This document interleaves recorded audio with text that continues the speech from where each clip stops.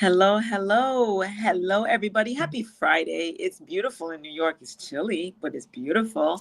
Hi, everybody. I am Coach Carmel. I am here to encourage everybody to add more plants to your plate. Let's get that out of the way right quick. Today, we're talking about unconditional love. Is that real? Is it really real? So I just introduced myself. I'm going to pass it up to Dr. Jamesia and then Maisha.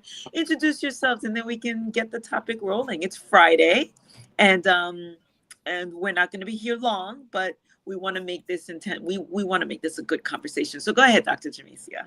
Hey, everybody. I'm Dr. Jamesia, the nurse practitioner extraordinaire. I'm also your intermittent fasting and mindset coach, YouTube influencer, speaker, author, and 1/3 of Black Coffee, Honey, and Grits. Happy Friday. I'm ready for it. I'm ready. And I'm Maisha. And there you go. That's it. And there you go. Yeah. And the three of us make up Black Coffee, Honey, and Grits. Ladies, if you don't know, now you know. We are the Black Coffee, our lips drip with honey, and sometimes we got some grit, but we always have sass, class, and all that ass. And we have a lot of love in us, but is any of it unconditional?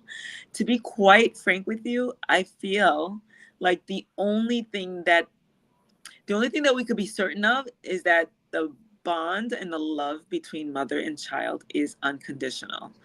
Of course, there are exceptions to every rule, right?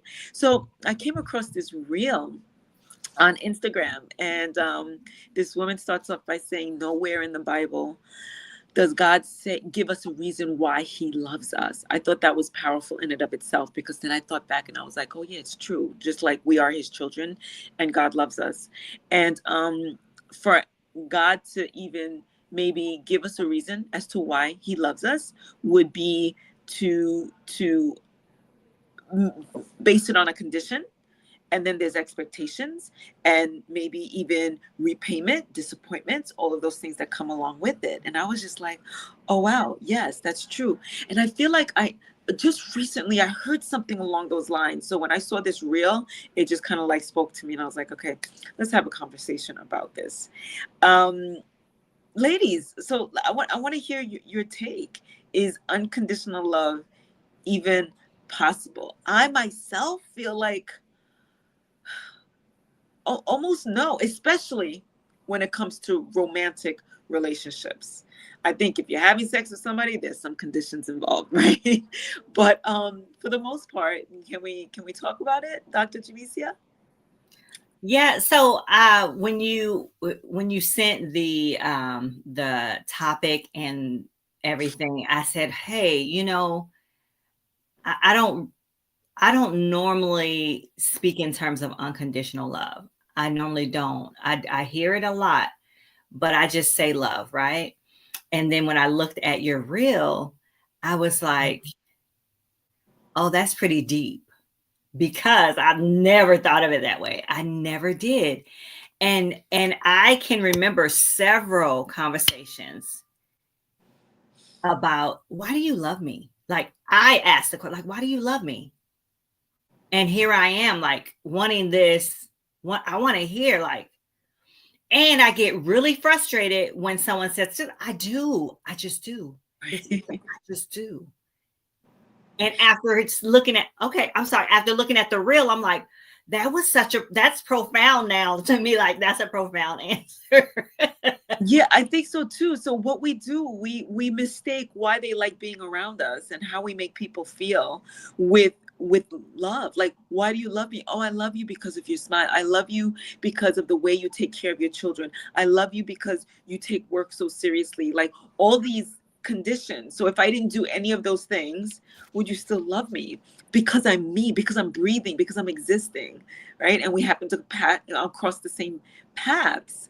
And so I thought that was interesting. And there's one thing that I always say to my sister or people that are around me. I'm like, see, that's why I like hanging out with you, because you think of things that I can't think about. And it's true. Sometimes we like being around people, but does that even translate into love, let alone unconditional love? Go ahead, Maisha. Well, go ahead. No, go ahead, sorry. Dr. Jamesia. So yeah. I thought Jamesia. Yeah, go ahead. You said I was done. I wasn't, but just real quick, I'll come back. I'll just say this a little bit real quick.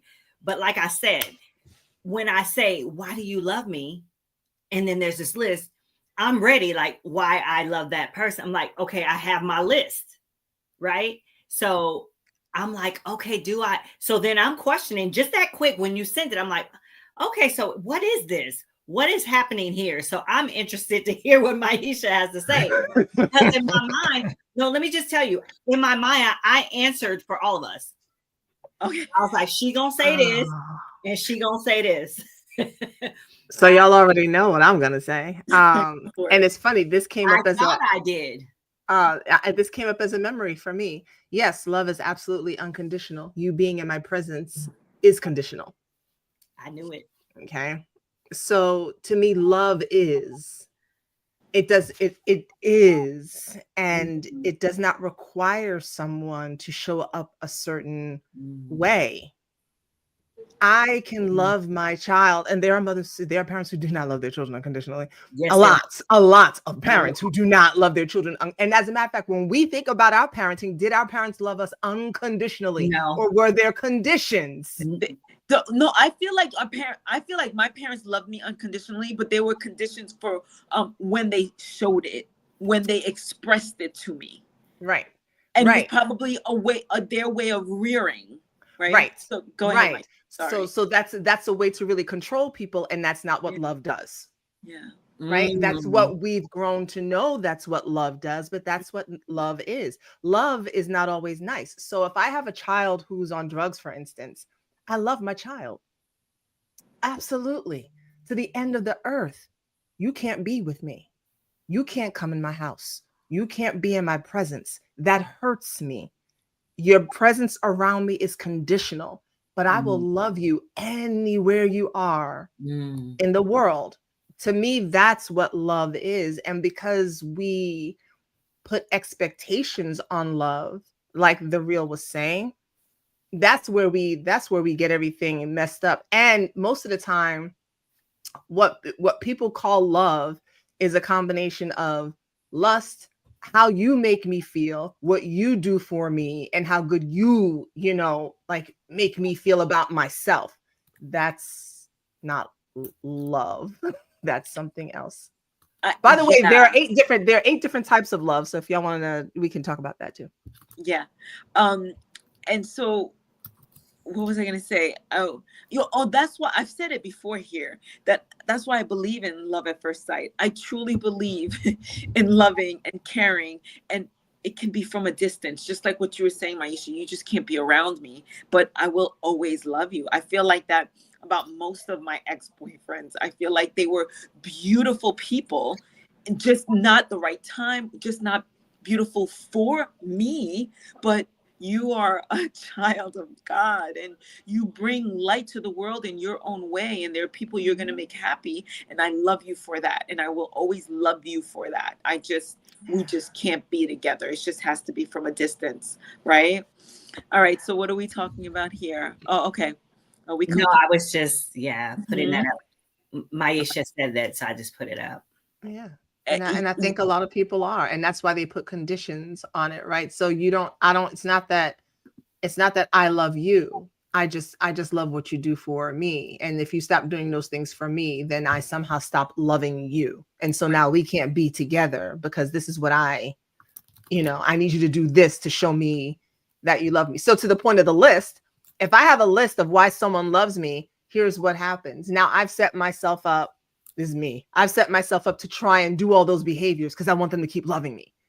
So I can't grow as a person because I need to stick to that list. Otherwise, they might not love me anymore. And if I have a list and they stop doing any of those things because they're growing as a person, I can't accept their growth as a human. I need them to stay exactly the same so they can fulfill my list, so that I can feel like they love me and I love them.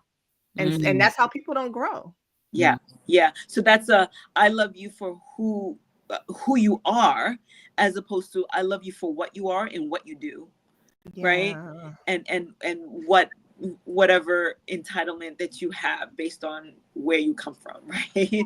So those are big things. And I feel in this society, in this culture, we always have this need to hear why people love us. It's kind of like, I'm fabulous. I'm me. How could you not love me? To know me is to love me, right? But saying that, declaring that, or even knowing that might make people feel like they're being boastful, conceited, like they have flaws, or maybe they're even trying to trick you into loving them. So Yeah. yeah. Absolutely. And I won't get into, like, we don't need to discuss parenting too much, but part of the reason is because when you're a child, if you in your child's mind think, when I do well, my parent loves me. When I do bad, they don't love me. They pull their love away from me. They punish me. I can't be with the family. I have to be over here, without having those conversations. And most of our parents didn't know how to have those conversations, right? So it's not a blame thing. They only know what they knew. But now it sets us up in our mind. If I want someone to love me, I gotta be good. I gotta show up this way. And if I'm bad, or if I'm some other way, they won't love me. So now I need to know, why do you love me? I gotta know why this is. Because with my parents, I wasn't sure if they love me or not. Like, I think they did. Of course they did, but so now I need to know. Right? That's deep. I'm over here like, that's deep. Yeah. Yeah. That's very deep. And it's almost sad, right? Because for those who were unconditionally loved and just didn't know it, because their parents, their loved ones was not able to express that for whatever reason, there's that void. Yeah. That because you are associating the wrong thing with the wrong thing. Yeah. And even though, like, even in silence we know love, right? And Right. but if somebody senses the silence as some antagonistic force, that you're not saying anything to me because I've said something to upset you, and now you don't love me. It's just, that whole thing is just sad to me. Yeah.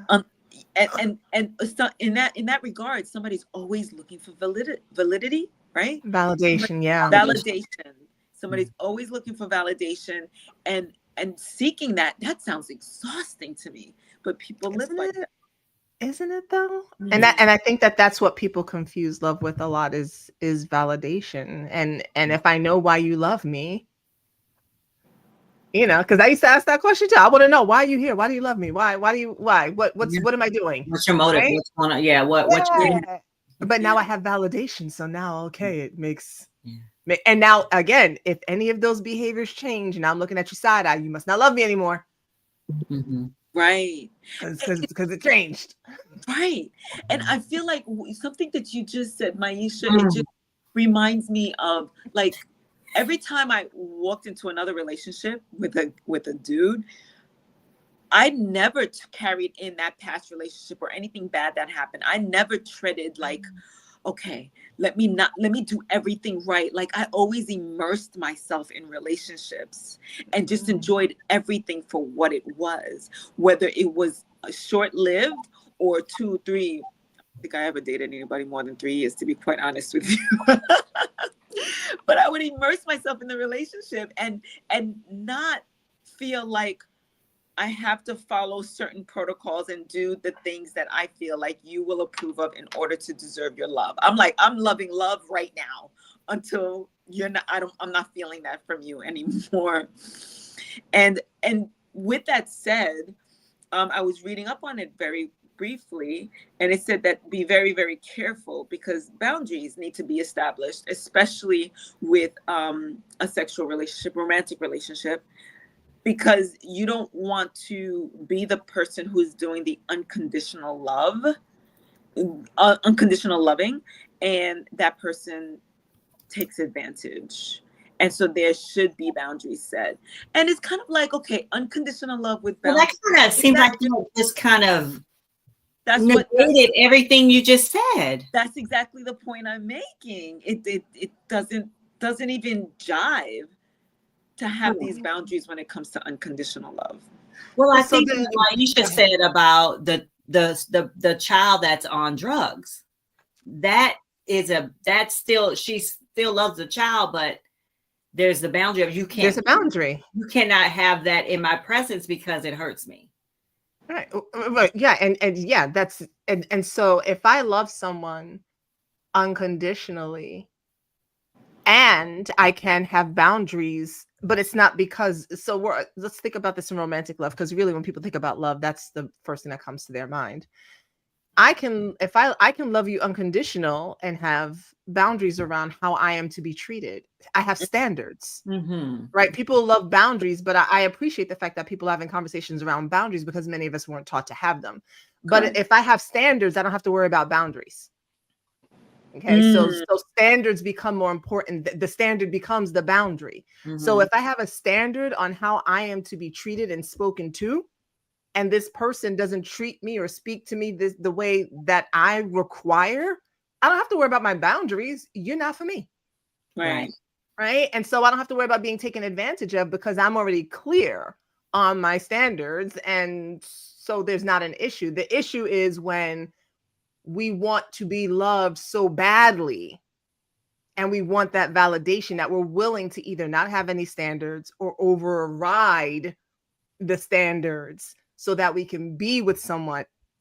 And that's on the person. That's not on, you can't be taken advantage of when you allow yourself to have your when you allow your standards to be overridden.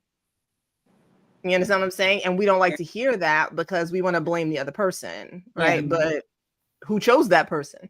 Right. Right. But it's still their fault. Right. But it's still their fault. And I had to really work through this, like with my ex-husband. Like at first it was like, I was very justified in blaming him, and everybody, co-signed on my blaming him. Of course, things were his fault. Well, first of all, I was a hot mess in that marriage too. And second of all, at the end of the day, I was like, well, who married him? Yeah. Right. And what was that saying about me? Yeah. And how I loved myself first, that I would choose someone like that. And that's the most important love, is that self-love is the first. We need to love ourselves unconditionally, and a lot of us don't even do that first. Right. We have conditions for our own love for ourselves. I didn't get up too early. Oh my God, I suck. I didn't do this. Oh my God. I ate this way that day. Oh, I'm so terrible. I spent this much money. Oh my. We don't even have unconditional love for our own selves. Yeah. So if we're not unconditionally loving ourselves, how do we expect to give that type of love and even receive it from someone else, right? Yeah. Because that unconditional love that we're getting from somebody else will be perceived by us in a completely different way. And we'll think that, wait a second, what are you expecting from me? And might push them off because we don't believe them when they say, no, this is unconditional. Right. That's deep, right? How many people believe that if a man was like, no, I just love you because first of all, kudos to you, Carmel, for having that superpower of not bringing past relationships into current relationships. I do not have that superpower whatsoever. All right, okay, that is a no. I have the past. I'm still have issues. I have the past relationship over here. Whenever I meet some new guy, I'm really just like I'm checking. I'm checking because this happened before. I'm checking. I can't even imagine the freedom of walking in and just going, okay. I don't know where I got that from, but I'm so grateful for it because I've been able to enjoy a lot more. I feel like that's why, I'm not really jealous, and all of those things. Another point I wanted to bring up, what was it? Oh, let me ask you all. Do you have any role models of unconditional love, from the elders in your family, from friends, relationships, anybody that you know besides a maternal bond? Have you ever experienced, or have you ever witnessed, had models that exhibited unconditional love? I do not. Go ahead, Dr. Jamisi. I'm thinking. I feel like you're asking, do I have somebody I can think of that loved me unconditionally? That maybe a romantic relation, maybe loved you unconditionally, or maybe somebody that like your grandparents loved you. I was going to say my grandmother, but no, I don't. Oh, well, yeah, I think my dad loved my mom unconditionally. Oh, yeah. My I don't grandmother think he was was vice versa, though. Yeah. oh Yeah, we heard. yeah, no, the stories we heard. Yeah. Yeah. I think yeah, my mother's mother and my mother, but I wonder sometimes with my mother, I know that she loved us unconditionally, but I also wonder about her boundaries as well and her need to be loved. And so allowing a whole lot of things so that she felt loved, and so then I would question whether it was really unconditional love. That was on me though. But so I'll say I definitely felt it from my mother and my grandmother, more from my father now. But as a child, I did not feel unconditionally loved at all. That's so I interesting. felt loved, but not unconditionally.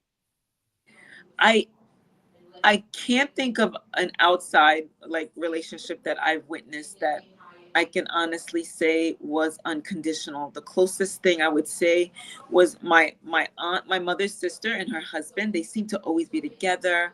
They he had this job where he oversaw a lot of things. She came in and worked for him, so technically he was her boss. But they went into work together. They came home together. It always felt loving around them. I don't know what happened behind closed doors, but and I'm talking about my cousin Jude's parents. But I that's the closest thing I can think of because I always saw them together, and there was never harsh words said towards anybody. It was kind of like I'm making my husband's dinner. Like she was so proud to do things for him, and it seemed like he was just proud to make sure that she was safe and taken care of. And then as far as me, um, I don't remember my great aunt so much. This was my father's aunt. She took care of my sister and I from like birth to maybe 4 or 5 years old. And I remember feeling her protection. I remember feeling like we could do absolutely no wrong, my sister and I. She gave us anything we wanted. She took care of us. We were hers.